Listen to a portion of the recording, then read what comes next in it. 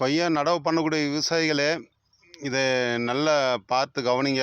எப்பவும் போல் பேசுகிற கேஎம் சின்னத்தம்பி தான். நான் இந்த கொய்யா செடியை எடுத்து போடுறேன் பாருங்கள். நம்மளது இந்த ஒட்டுக்கட்டி பார்த்தீங்கன்னா இன்றைக்கி வந்து ஒரு 1½ மாதம் ஆகுதுங்க. ஒரு 45 50 நாள் ஆகிருக்குதுங்க.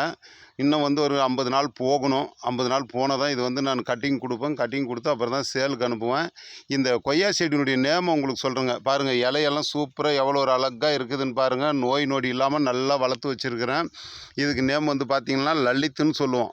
லலித்து அண்டு அசர்கட்டா. ஒரு சில ஏரியாவில் வந்து பார்த்திங்கன்னா அசர்கட்டான்னு சொல்லுவாங்க. ஆனால் நேம் வந்து லலித்துன்னு சொல்லுவாங்க. ரகம் வந்து அவ்வளோ ஒரு சூப்பரான ரகம். ரெண்டாவது வந்து பார்த்திங்கன்னா இதனுடைய பழம் வந்து பார்த்திங்கன்னா மேலே அப்படியே எல்லோ கலரில் மொளன்னு சும்மா அவ்வளோ ஒரு அழகாக இருக்கும் இது. சரிங்களா?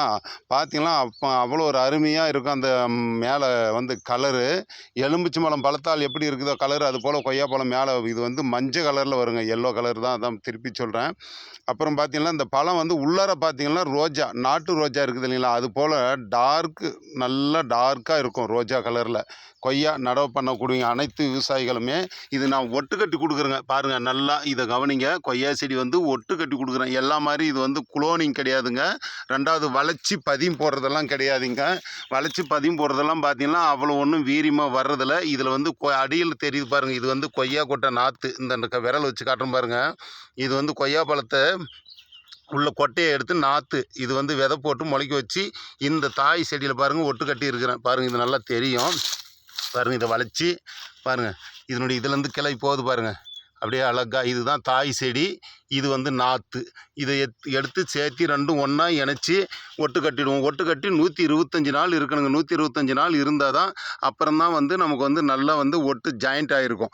ஜாயிண்ட் ஆன பின்னாடி தான் நம்ம நடவு பண்ணோம். அப்போ தான் கன்றுகள் வந்து உங்களுக்கு வந்து டேமேஜ் வராமல் இருக்கும். இது வந்து லலித்து, கொய்யா செடி, அசர்கட்டா, இப்படி எல்லாம் சொல்லலாம்.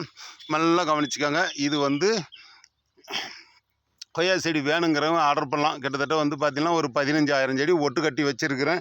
இன்றைக்கி தேதியை கூட சொல்கிறேன் பாருங்கள். 30/3/2026 உங்களுக்கு நான் பதிவீடு பண்ணுறேன்.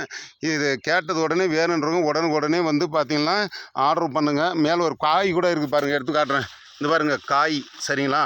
பாருங்கள், இங்கே கீழே இருக்குது பாருங்கள். இந்த அளவுக்கு சைஸ் வருங்க. இது குறைஞ்சது ஒரு 250 கிராமுங்க இன்றைக்கி வெயிட்டு. இது வந்து இன்னும் பழுக்கிறதுக்கு 1 மாதம் போகும். 30 நாள் போனால் தான் உங்களுக்கு வந்து நல்ல கலர் வரும்.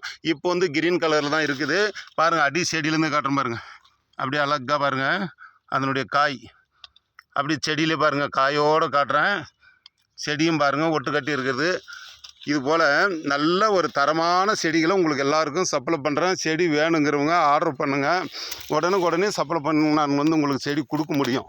லலித்து ஒட்டு கட்டின கொய்யா செடிங்க. இப்படிக்கு கேஎம் சின்னத்தம்பி.